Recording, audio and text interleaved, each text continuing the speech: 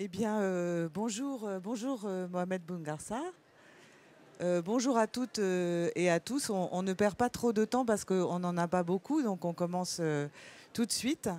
Et merci de vos présences pour accueillir à ma droite Miss France.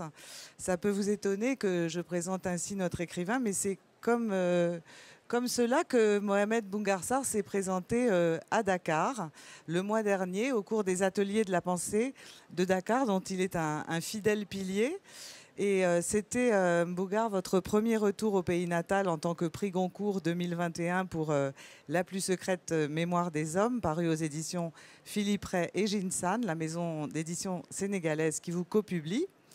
Et c'est vrai que ce marathon que vous venez de parcourir et qui sans doute n'est pas fini, c'est fait de vous, en quelque sorte, oui, une Miss France, du moins dans l'Hexagone.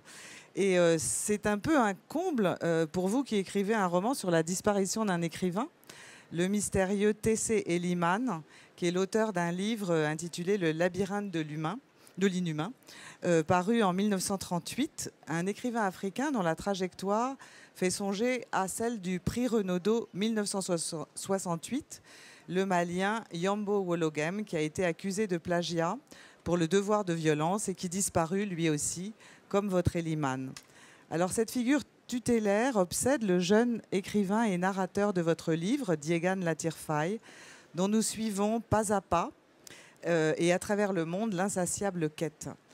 Donc il vaut mieux quand même vous voir en Miss France, même si c'est très étonnant, qu'en second écrivain noir à avoir remporté le Goncourt, après le Guyanais René Maran en 1921 pour Batouala. Et c'est surtout dire par les temps qui risquent de courir que de renvoyer un auteur à sa couleur de peau ou à son africanité. Le jeune héros, lui, de votre quatrième roman, il ne se gêne pas pour s'amuser de ce genre de considérations. J'y renvoie donc vos lecteurs passés et futurs. Alors, Diégane Latirfaï, vivant à Paris, comme vous, Mohamed Boungarsar, tenu comme une promesse à suivre de la littérature francophone, promesse tenue comme on l'a vu, proteste assez contre la médiatisation des auteurs au lieu de s'intéresser à leurs livres. Pour que je sois succincte sur votre biographie. Vous êtes donc né à Dakar en 1990, vous êtes fils de médecin, vous êtes sérère, et ceux qui en doutent n'ont qu'à regarder vos dents. Je reprends vos propos tenus devant votre première participation, cette fois en Miss Sénégal, devant vos lecteurs le mois dernier, toujours à Dakar. Votre premier roman, Terre Sainte, apparu aux éditions Présence africaine. Il est d'ailleurs disponible en édition de poche sur le stand du pavillon africain ici même. Ce roman vous a valu le prix Kourouma en 2015. Ce livre nous menait dans les enjeux de la radicalisation dans un pays subsaharien non nommé. Et il décrivait les ravages qu'il provoquait dans une famille, mais aussi la résistance possible, et notamment par les mots. Le deuxième, couronné par le prix de la Porte Dorée, prix littérature Monde étonnant voyageur, nous menait en Italie dans le quotidien des migrants subsahariens. Silence du cœur, paru toujours chez Présence africaine. Le troisième a marqué votre changement d'éditeur en 2018, De purs hommes, qui fait incursion dans le Sénégal contemporain et qui est écrit sans tabou sur celui qui le reste dans votre société, c'est-à-dire l'homosexualité. Et justement, le Goncourt au Sénégal vous a amené finalement à être découvert par vos compatriotes des plus extrémistes, alors que sans doute ils n'avaient absolument pas lu De purs hommes, mais vous avez été désigné comme celui qui défendait donc l'homosexualité, la décadence occidentale, etc., etc. Donc ça n'est pas du tout terminé. Enfin, La plus secrète mémoire des hommes, donc, qui ne se résume pas, puisqu'il a comme sujet principal la littérature. Alors, comme vous vouez votre vie à la littérature, et que les lettres en sont la matière première, et comme nous avons donc peu de temps, étant à dire, je vous ai proposé, et vous l'avez accepté, de jouer le jeu d'un hasardeux abécédaire. Outre votre humour, la dimension ludique en littérature ne vous déplaît pas, ni le chaos, donc allons-y. Alors on commence par A. Évidemment, tout le monde pourrait attendre qu'à ce A, on adjoigne Afrique. Eh bien pas du tout. on va parler de Jacques-Stéphane Alexis. Jacques-Stéphane Alexis, c'est une immense figure de la littérature et de la vie politique haïtienne, qui est né il y a 100 ans, le 22 avril 1922, hier. Et vous étiez, Mohamed Boungarsar, dans un hommage qui était rendu à cette grande figure. Et comme il y a une poétesse haïtienne qui circule dans votre dernier roman, et comme surtout cette circulation secrète des livres est ce qui vous constitue comme lecteur et comme auteur, est-ce que vous pouvez nous dire, et brièvement puisque ce sera notre jeu, quel livre de cet écrivain vous nous conseilleriez ou qu'est-ce que vous pourriez nous dire sur ce Jacques-Stéphane Alexis? Bonjour à toutes et à tous et merci beaucoup d'être là. Je pense que la forme de l'abécédaire se prête en effet le mieux à notre discussion et je suis très heureux que tu l'aies choisi. Jacques-Stéphane Alexis est un immense écrivain haïtien.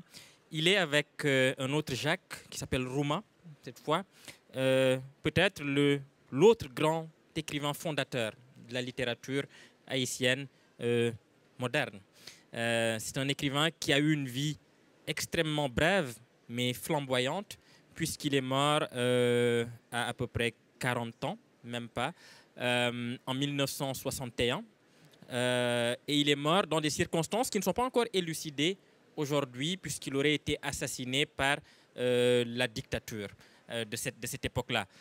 Jacques-Stéphane Alexis est un militant, et c'est d'abord un médecin, un grand humaniste, mais c'est l'écrivain qui m'intéresse le plus, évidemment, et c'est un écrivain qui est absolument flamboyant dans sa langue. Il faut lire Jacques-Stéphane Alexis.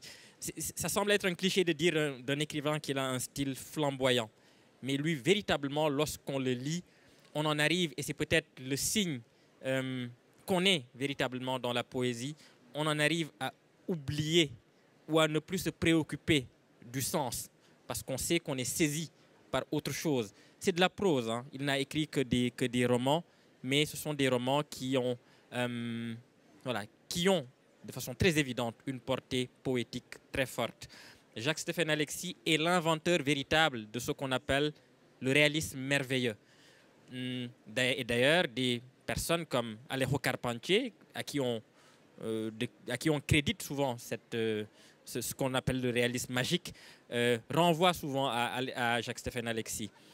Même Gabriel Garcia Marquez, qui est un peu la figure centrale du réalisme magique, renvoie à Jacques-Stéphane Alexis. Et chez Jacques-Stéphane Alexis, ça prend un sens très différent.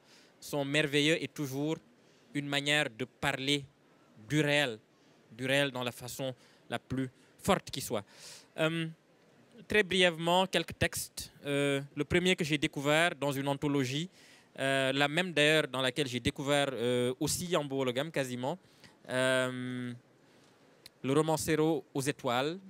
C'est un texte très beau qui est un ensemble de contes, mais des contes à deux voix, très différents, mais très beaux. Voilà, je ne peux pas aller beaucoup plus loin. Romancero aux étoiles, l'espace d'un ciment aussi, et puis son grand roman, en tout cas celui qui a fondé un peu la tradition littéraire haïtienne, Compère Général Soleil.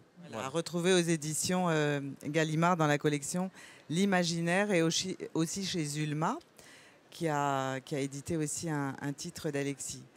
Merci beaucoup. Et alors, justement, continuons en littérature sud-américaine, latino-américaine, pardon, avec un B comme Bolaño, qui est donc votre maître. Vous avez d'ailleurs fait dans Le Point un hommage à cette figure qui a tant inspiré jusqu'au titre de votre livre. Donc Roberto Bolaño, pourquoi Roberto Bolaño pour vous? Roberto, là aussi il faut le lire. C'est toujours je trouve très limité, très réducteur de parler des textes. Il faut aller les lire. Roberto Bolaño a été pour moi un point de bascule. Cela n'arrive pas souvent, je crois, dans une vie d'écrivain, de rencontrer un écrivain qui bouleverse votre manière de lire et votre écriture. Cela n'arrive pas souvent. Cela peut arriver 2 ou 3 fois, mais pas guère plus, à mon avis. Et Roberto Bolaño a été le premier pour moi. Le moment où je me suis vu à son contact, au contact de ses livres, devenir d'abord un lecteur différent et ensuite seulement un écrivain différent.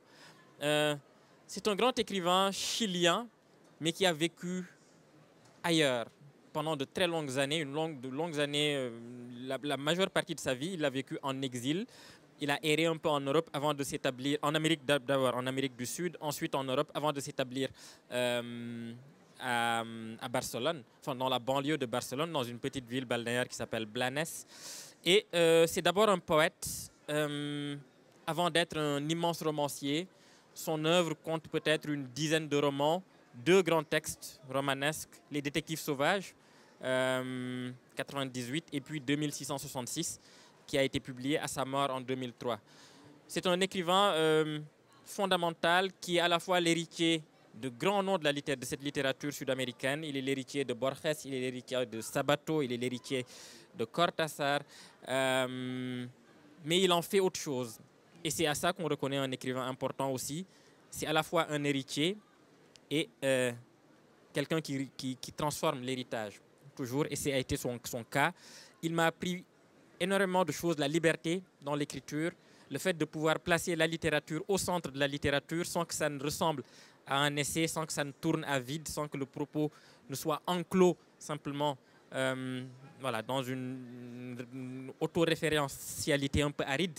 C'est vraiment quelqu'un qui m'a parlé, qui a touché des choses très profondes en moi. Tout le monde ne l'aimera peut-être pas, mais je pense que tout le monde peut reconnaître sa singularité comme écrivain. Donc Roberto Bolaño pour cela. Bon, il y a un autre B, c'est celui de Ken Bougoul, qui est une immense romancière, écrivaine sénégalaise, derrière laquelle on pourrait reconnaître un des personnages de votre roman, mais je sais que vous n'aimez pas jouer à ce jeu-là. Donc, ceux qui liront Ken Bougoul, dont le nouveau roman vient de paraître aux éditions Présence africaine, se feront peut-être une opinion. Donc, je passe sur ce second B. J'arrive tout de suite à C, avec La Cale. La Cale, c'est votre premier texte publié et récompensé d'ailleurs. Est-ce que vous pouvez nous en dire un mot ? Oui, c'est une petite nouvelle qu'on peut trouver sur Internet. Vous tapez La Cale plus mon nom et vous tombez sur un site assez obscur où le texte est présent en intégralité. C'est ma première nouvelle publiée en effet, la première à avoir été récompensée. Et c'est l'histoire d'une traversée au temps de l'esclavage. Et voilà. Qui a eu le prix Stéphane Hessel. Qui a eu le prix Stéphane Hessel de la francophonie et de Radio France Internationale. Voilà. Ah oui, 2 prix. Voilà, donc pour les débuts de Bougar Sarr, vous pouvez donc pianoter sur Internet. Ensuite, à D, j'aimerais bien que vous nous parliez de Madame Diop, cette personne donc, dont l'époux a fondé la Maison Présence africaine et vers laquelle vous êtes tourné d'emblée pour proposer votre premier manuscrit, c'est-à-dire Terre Sainte. Oui, bon, alors, j'ai envoyé évidemment mes manuscrits à d'autres maisons et je garde très précieusement mes lettres de refus. Il se trouve que Madame Diop a été la première à accepter. Donc ça a été pour moi quelque chose de très touchant parce que c'est une maison Présence africaine qui a une histoire importante pour le jeune Sénégalais que j'ai été, le tout jeune, puisque les premiers grands textes classiques africains que j'ai lus, je les ai lus dans cette maison. Je l'associe à Ousmane Sembène, je l'associe à Aimé Césaire, je l'associe à Senghor, même s'il n'a pas publié là, je l'associe évidemment à Alioune Diop et je l'associe à Christiane Yandé Diop qui aujourd'hui a 97 ans ou 98 ans, qui est la veuve du fondateur et avec qui j'ai eu la chance de travailler pour mon premier roman, Terre Sainte. Je ne suis pas du tout un fétichiste des manuscrits, c'est-à-dire que mes brouillons, mes cahiers, mes carnets, je ne les garde pas, je les jette, je les perds. Mais le manuscrit sur lequel il y a les annotations de Madame Diop, celui-là, je l'ai gardé. Voilà. Et donc, c'est le seul manuscrit de travail que j'ai gardé parce que c'est Présence africaine et parce que c'est Madame Diop. Et j'ai eu la chance, aujourd'hui elle ne travaille plus parce qu'elle est fatiguée, mais j'ai eu la chance de faire partie des derniers écrivains avec qui elle a travaillé sur un manuscrit du début à la fin. Et c'est une personne d'un grand courage, d'une grande force et une éditrice remarquable. Voilà. Alors on passe à la lettre E. Donc est-ce que vous pouvez nous expliquer comment est né le personnage d'Eliman, peut-être en donnant quelques éléments sur ce travail universitaire que vous avez commencé, ou peut-être achevé, je ne sais pas où vous en êtes, sur l'année 1968, qui n'est pas qu'une année érotique, mais qui est aussi celle de la parution de Le devoir de violence de Wollogem, Le soleil des indépendances de Kourouma, et celui peut-être moins connu en France, La plaie de Malik Fall. Malik Fall. Voilà. Oui, j'ai eu à une époque des velléités académiques que ma paresse a vite éteinte. Finalement, j'ai arrêté après quelques années, tout de même. Mais j'ai voulu travailler sur 68 parce qu'il y a là, dans la littérature africaine d'expression française, un moment important où 3 grands écrivains publient leur premier roman, qui sont des textes absolument fondamentaux pour moi, qui sont des textes séminaux, qui changent aussi quelque chose dans une histoire littéraire en cours, qui changent une esthétique, qui changent un rapport à la littérature et qui changent la figure même de l'auteur. Il se trouve que parmi ces 3 auteurs-là, donc il y a Malik Fall du Sénégal, Kourouma de la Côte d'Ivoire et Yambo Wollogem du Mali.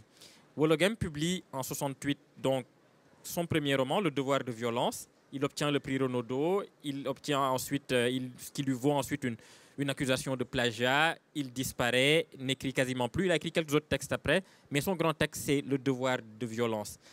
Et Wollogem me fascine d'abord parce que c'est un écrivain puissant, c'est un écrivain, c'est un styliste, et c'est quelqu'un qui est extrêmement courageux dans sa manière de se confronter à la littérature. Et je le découvre d'abord par son texte. Son texte m'éblouit, je le lis plusieurs fois et longtemps après, je découvre son histoire, ce qui lui est arrivé. Sa disparition, ce silence et l'énigme de cet homme qui aurait pu être vraiment peut-être l'écrivain le plus important africain de la deuxième moitié du XXe siècle. Et il l'est peut-être en ayant écrit si peu.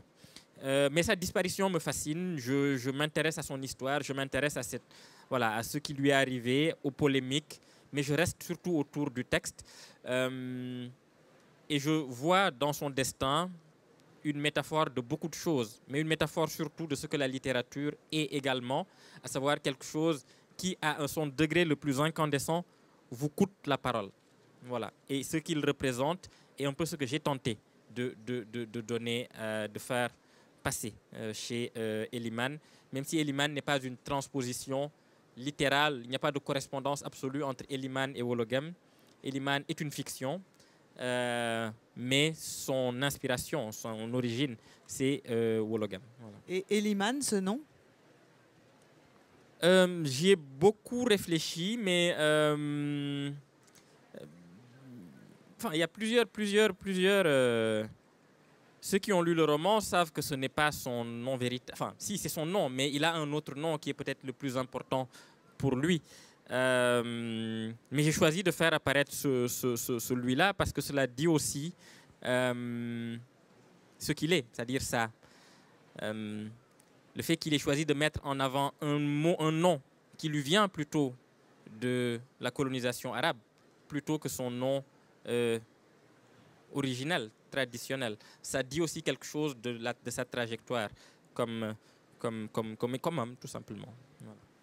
Il y a un autre E, c'est celui de Elgas. Elgas est un écrivain sénégalais qui vient notamment de publier Le Mal Noir.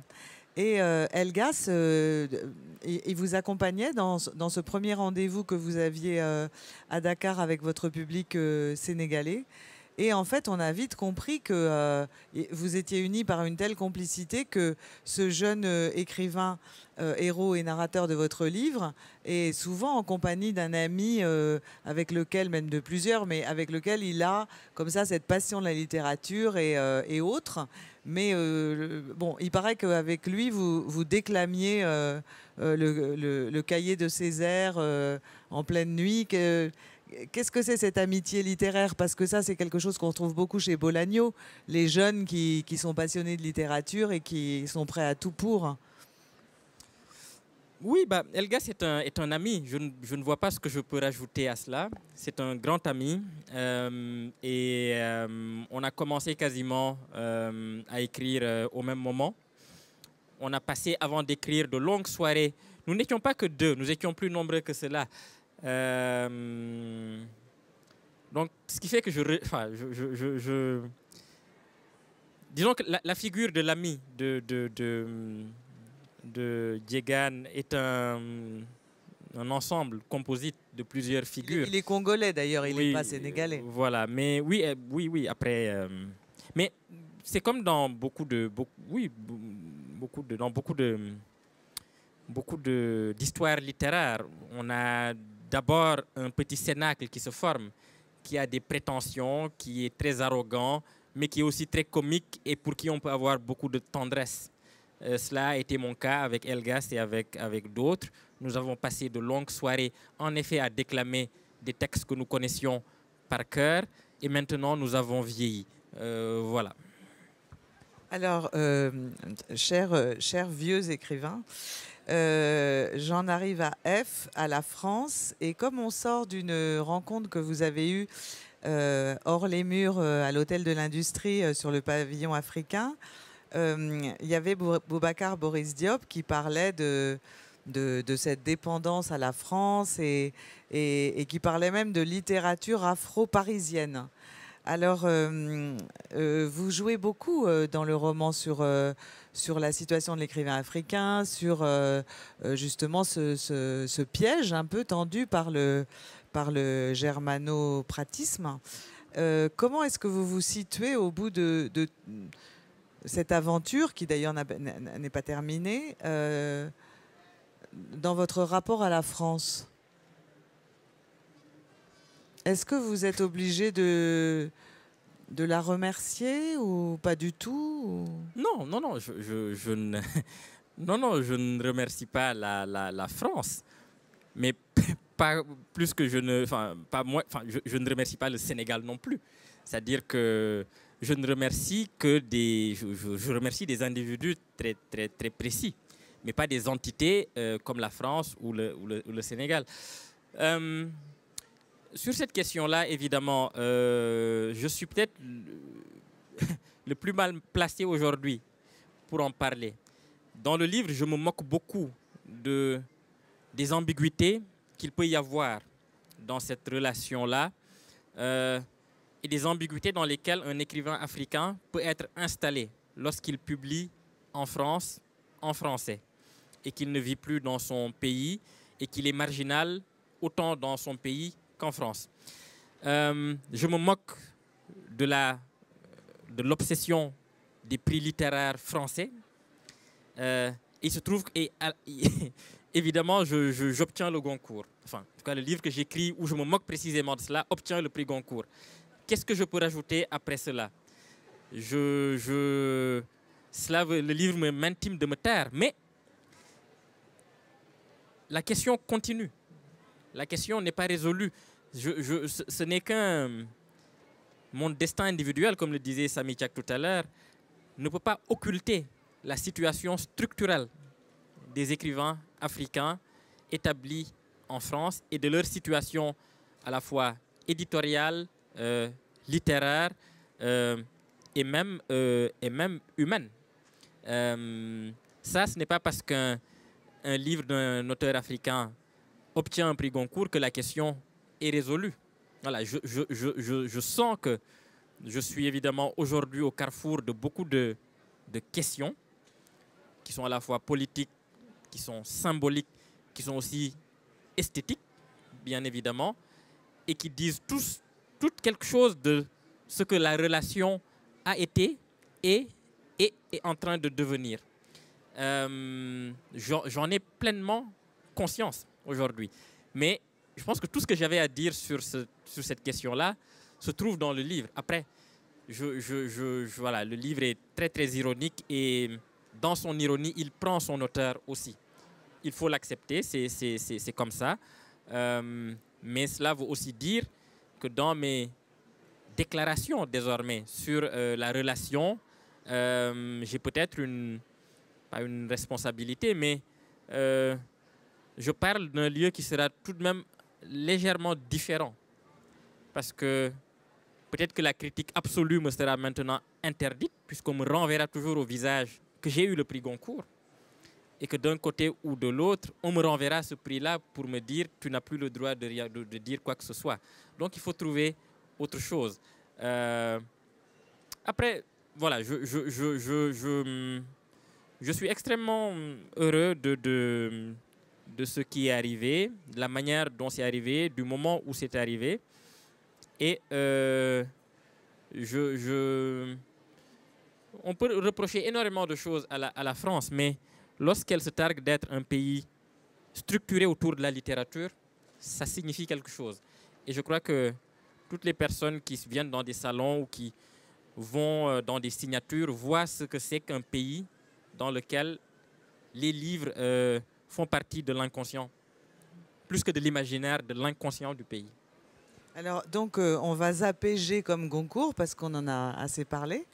Et on va arriver à H. Et d'ailleurs, la liaison se fait assez naturellement parce que si on parle d'homosexualité, il y a d'abord le fait que dans Deux purs hommes, votre roman donc, qui aborde ce thème au Sénégal, il y a justement un professeur de français et un romancier à un moment qui écrit un très mauvais roman sur l'homosexualité dont vous vous moquez, c'est-à-dire une fois de plus, l'ironie est très présente. Mais ce qu'il faut dire aussi, c'est que l'homosexualité, c'est quelque chose donc, qui reste tabou dans votre pays et qui vous a valu vraiment de grandes violences. Et en fait, vous avez parlé à ce sujet d'une situation qui, pour autant, demeurait littéraire, parce que justement, elle interrogeait le rapport que vos compatriotes pouvaient avoir avec la fiction, qui pour autant n'était pas une question condescendante, mais une vraie question. Alors, est-ce que vous pouvez nous en dire un mot de cette question ? Oui, c'est-à-dire que là aussi, je crois que ce serait une erreur de rester sur ma situation personnelle. J'ai écrit un livre sur un sujet tabou, en effet, qui a reçu un accueil très froid ou très chaud, mais pour dire la même chose finalement au Sénégal. Mais évidemment, il y a eu parfois, ça a pris des proportions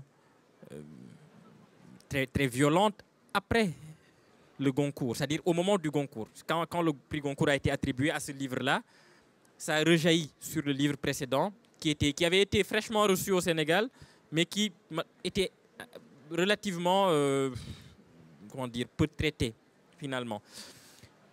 Mais quand le prix est arrivé, la polémique a concerné le livre précédent, avec tous les amalgames, les confusions, des gens pensant que c'est de purs hommes qui avaient reçu le prix Goncourt, etc. Bon, ça avait été très compliqué.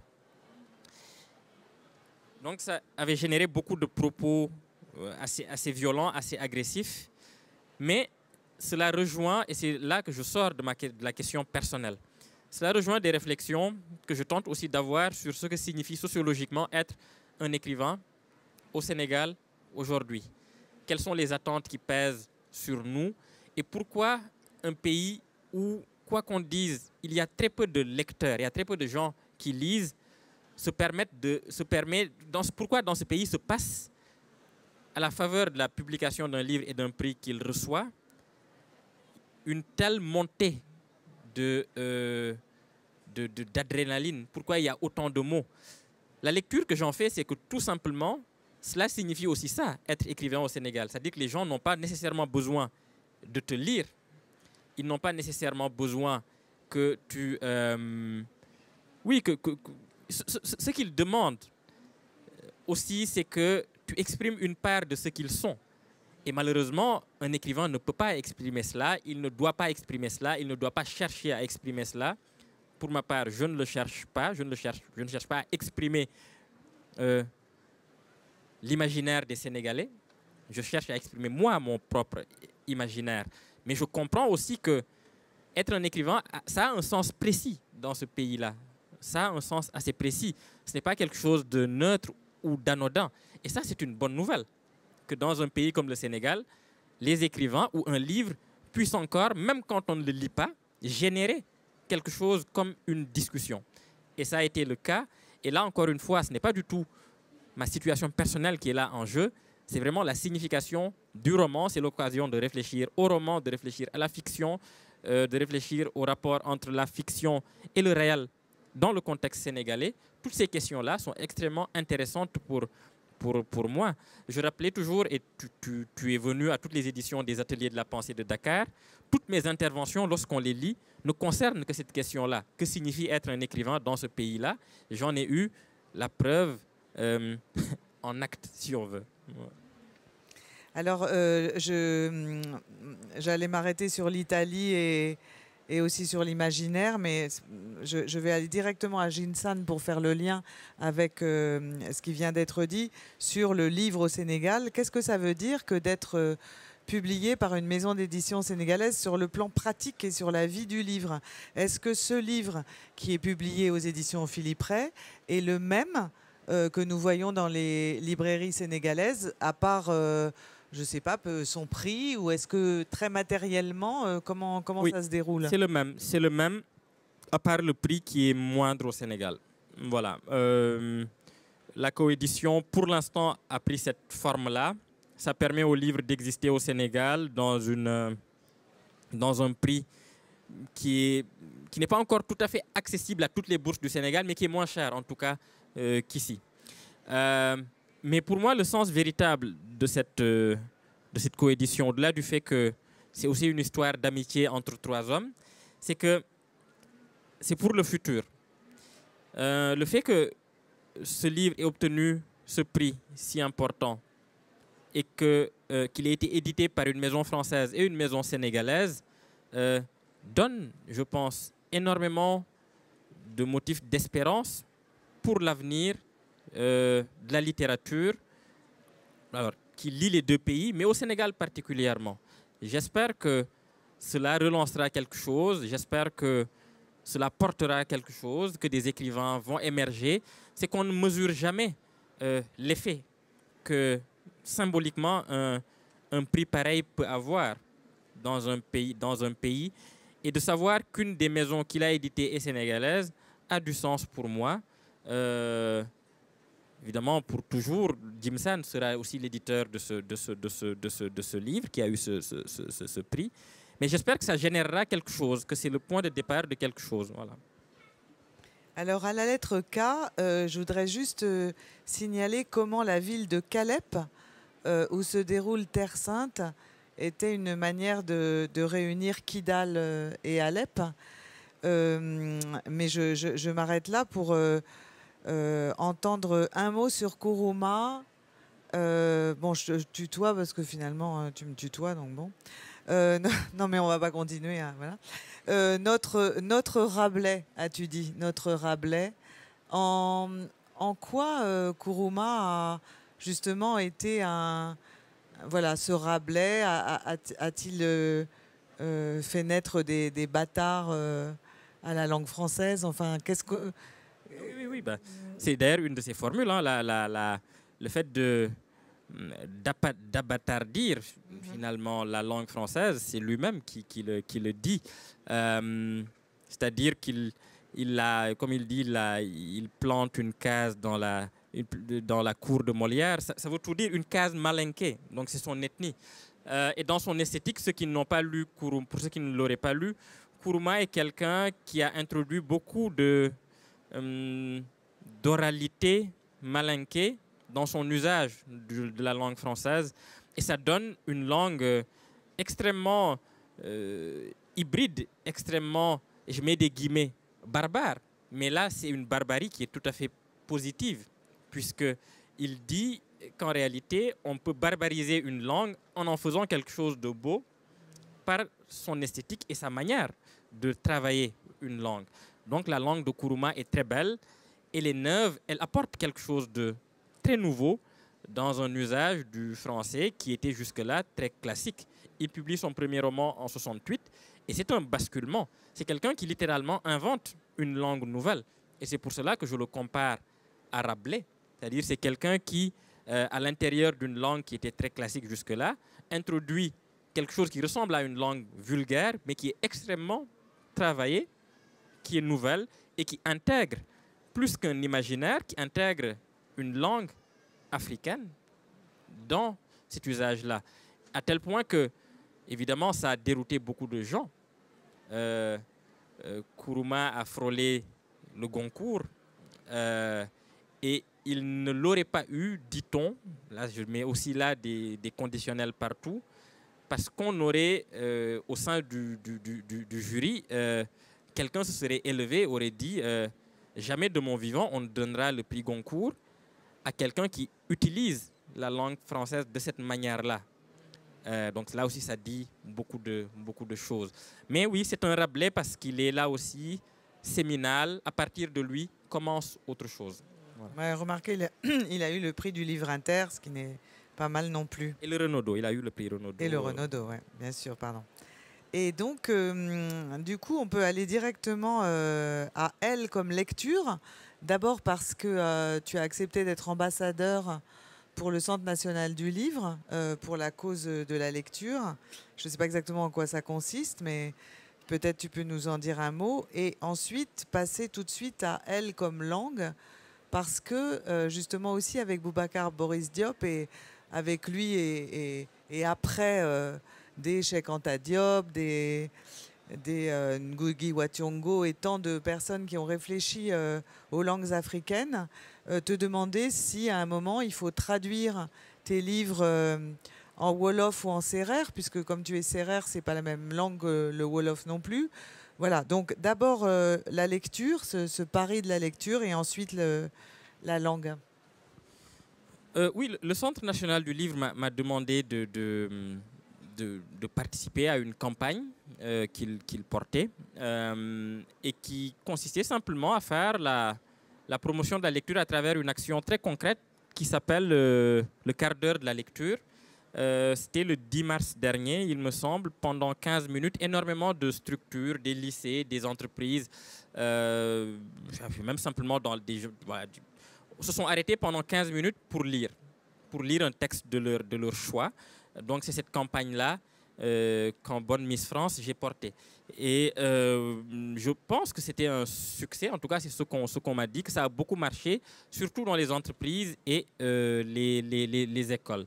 Du reste, il me semblait tout à fait naturel d'accompagner une campagne qui tente de ramener la lecture comme un acte du quotidien qui a son sens, parce que bon, pour moi, ça a été le cas.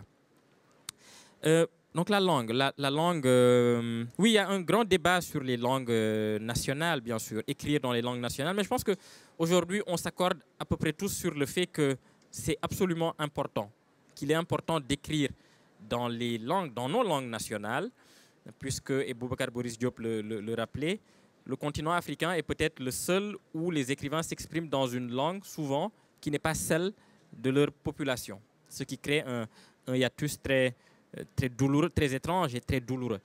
Mais le tout n'est pas de le dire, il faut aussi que ça se mette en place. Et c'est dans la mise en place que les stratégies divergent. Mais ça, c'est pas important. L'important, c'est qu'en effet, qu'on doive écrire et traduire plus de textes vers ces langues-là, qu'on doive peut-être écrire directement un peu plus de livres dans ces langues-là.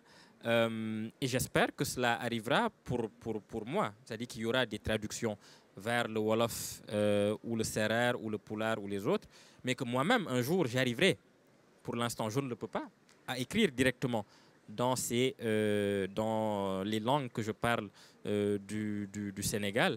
Ça a un intérêt double. D'abord, pour les lecteurs, c'est que il faut aussi miser sur le fait que les lecteurs, un jour, arriveront aussi à lire dans ces langues. Ça veut dire tout un travail d'alphabétisation, ou en tout cas d'instruction dans ces langues-là, parce que le principal problème, c'est cela. C'est qu'aujourd'hui, même si j'écrivais en Wolof ou en Sérère, je ne serais pas beaucoup plus lu parce que le problème, ce n'est pas tant la langue que la lecture même comme geste, et de savoir lire dans ces langues-là. Mais une fois qu'il y aura un lectorat, ce serait bien qu'il y ait des textes qui soient déjà présents. Donc ça a un intérêt pour les lecteurs qui pourraient directement lire dans ces langues-là, en comprenant peut-être mieux ce qui est écrit, ce qui leur est proposé par les écrivains. Mais ça a un intérêt aussi pour les écrivains eux-mêmes. C'est ça le deuxième intérêt, c'est que c'est un défi qui est lancé, un défi esthétique, littéraire proprement, qui leur est lancé, d'écrire dans une langue qui est en eux, mais qui est aussi très nouvelle dans cet exercice d'écrire dans cette langue-là. Donc oui, ça a aussi un intérêt là, c'est un défi, c'est assez stimulant. Donc j'espère que dans les prochaines années, cela se fera et qu'enfin on arrêtera de demander aux écrivains africains, depuis la négritude, pourquoi ils n'écrivent pas dans leur langue, en feignant d'ignorer que s'ils n'écrivent pas dans leur langue, c'est parce qu'ils ont été dominés et dominés brutalement par la colonisation. Voilà. Alors, il y a à la lettre M, moi, c'est un mot que j'ai découvert, donc je crois que c'est en Wolof, masla, pour dire la pudeur ou pour dire... c'est ça Oui, c'est un mot très problématique qui signifie... la pudeur, littéralement, ce serait ça, mais ce serait aussi une sorte de rondeur, une sorte de... Cela peut quasiment signifier, lorsqu'on étend vraiment le sens négatif de ce mot, parce qu'il a un sens aussi très, très négatif, cela pourrait signifier une manière d'hypocrisie, de tenter de maintenir les apparences coûte que coûte. C'est une manière de ruser avec les états d'âme des uns et des autres, les lois, avec les convenances. Lorsque quelqu'un fait du masla, oui, c'est qu'il évite d'exposer publiquement un problème, mais on voit aussi tout de suite ce que ça cause comme problème, de ne pas exposer publiquement le problème, c'est qu'il n'est jamais résolu. Il est dans une sorte d'intériorité comme ça, on ne veut pas dire les choses qui choqueraient trop, etc. Donc c'est un mot assez ambivalent. Sa valeur première est extrêmement positive, mais ce qu'on en fait est parfois très, très, très, très, très, très gênant, très, très dérangeant dans le contexte d'une société comme la société sénégalaise, qui est traversée, comme toutes les sociétés, par des contradictions. Et ce mot de masla est une contradiction très forte. Et il y a un autre mot à la lettre M, c'est le mot marathon, parce qu'il paraît que tu as dit que, comme au fur et à mesure que s'accumulaient les sélections dans les prix littéraires les plus célèbres jusqu'au Goncourt, tu avais dit à Philippe Ray, ton éditeur, que tu allais courir un marathon si tu avais un autre prix. Enfin, je ne sais pas exactement le contexte, mais est-ce vrai et est-ce vraiment que tu vas faire un marathon? J'aimerais vraiment que ce ne soit pas vrai, mais hélas, c'est vrai. Mon éditeur est là, c'est le responsable de tout cela. Oui, on était dans le marathon justement des prix, des listes de prix qui commençaient à tomber les unes après les autres. Et il y a eu une journée, où il y en a, voilà, une semaine où il y a eu, le livre a été sélectionné pour deux listes sur 2 listes de prix. Et je lui ai dit de façon assez imprudente, grisée par l'enthousiasme, par une sorte de folie comme ça. Je lui dis, s'il y en a 3, je cours le marathon, parce que lui-même venait de courir le marathon. C'est un marathonien maintenant. Et évidemment, il m'a pris au mot. Et malheureusement ou heureusement, je ne sais plus comment dire, le livre s'est retrouvé sur cette liste-là. Et dans mon malheur, la chose était écrite. C'est que si c'était encore des paroles, j'aurais pu nier en sachant que c'était vrai. Mais c'est écrit. Et il a les preuves, il a des captures d'écran qu'il a multipliées, envoyées un peu partout dans tout Paris. L'AFP au courant.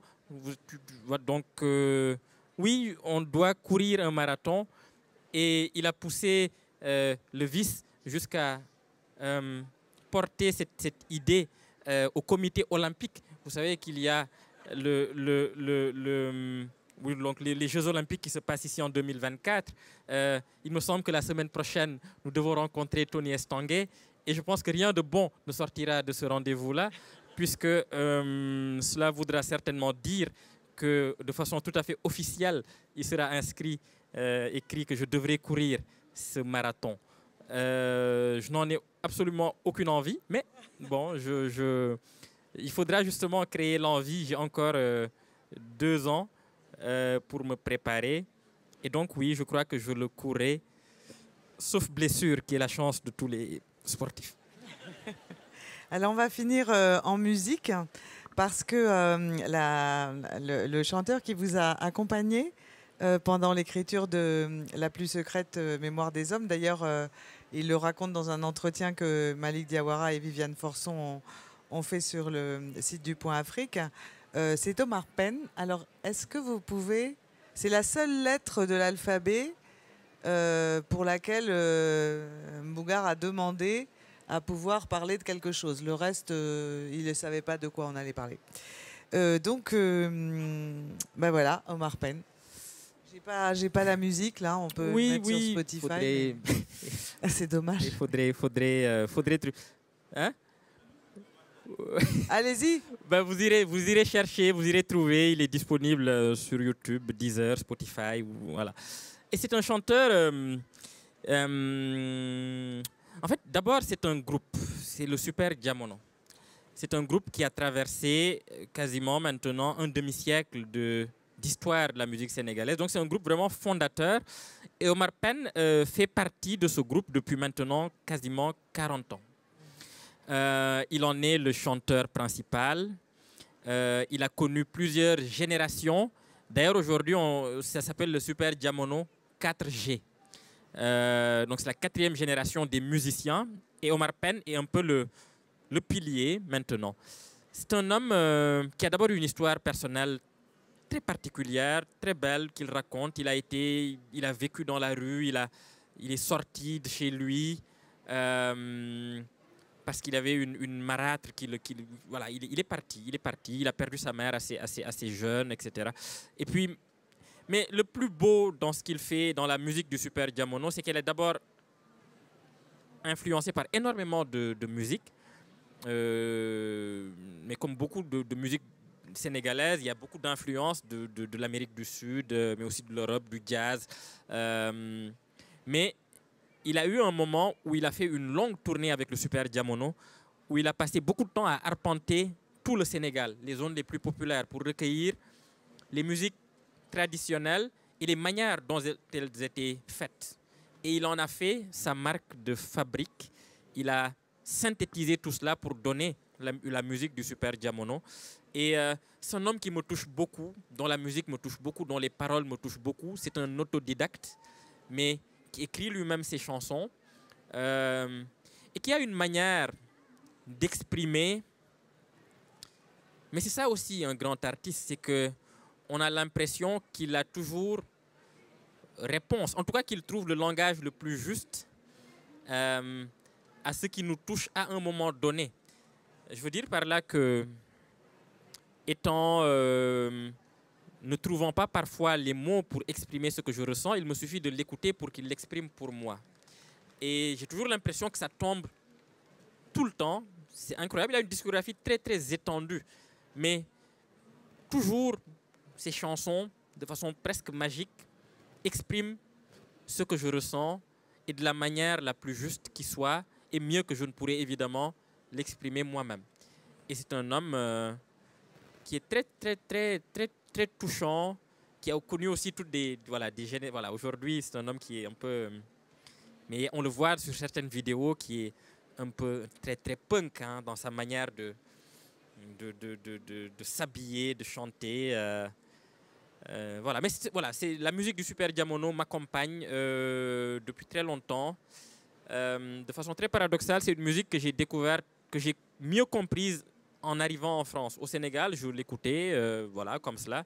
Il a fallu que j'arrive en France, donc que mes états d'âme deviennent de plus en plus mélancoliques, ce qui est un cliché de l'exil, mais on passe tous par ce cliché-là pour que je découvre ou redécouvre Omar Pène et la musique donc du Super Diamono, que je vous exhorte à aller écouter. Voilà.